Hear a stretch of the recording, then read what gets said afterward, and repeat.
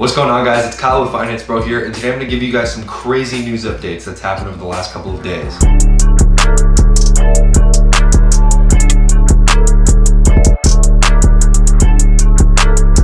Over the past couple of days, we have some insane events that we need to cover, and a lot of it is likely going to affect the market heavily. The first major event we're going to be talking about today, which I'm sure you've probably already heard about, is the election. Of course, we've all heard that Joe Biden is the projected winner of the 2020 election, and we have a lot of controversy surrounding it. Most of the controversy is being stirred up by Trump and his claims that there's voter fraud and that the election is being stolen from him.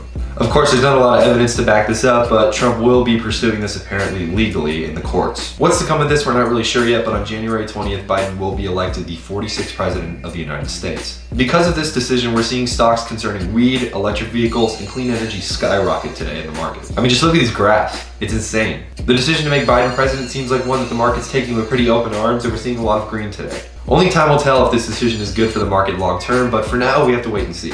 It's very likely we could rally till almost the end of the year, if not to the next couple of years. Another huge piece of news that affected the market today was Pfizer's brand new vaccine that is over 90% effective in all patients with coronavirus. This vaccine is a huge win for the coronavirus battle we've all been dealing with for the past year, and it's likely going to affect a lot of people in a very positive way. We've already seen the positive effects it's had on the market, and especially Pfizer's share price. Pfizer shot up over $3 a share, and it's still climbing. Just take a look at this graph. Once again though, this is just a vaccine. It is only 90% effective, so we may not see it in super wide use immediately or even over the long term. There has to be still a few more trials to be conducted before it is released to the public. Plus, it's only 90% effective. That may be an issue in the future. But overall, this is very good news with the issue of coronavirus, and hopefully this will help us a lot in the future. Those are the two major news events I wanted to talk about, but I also wanted to talk about something else that we talked about in a previous video, which was my predictions on stocks that I think would do well, whether or not Trump or Biden won. And let me just say that some of those stocks I was right, and some of those stocks I was incredibly wrong. Pretty much every single electric vehicle stock is up today, which is a prediction I made if Joe Biden did win the presidency, so I was right on that.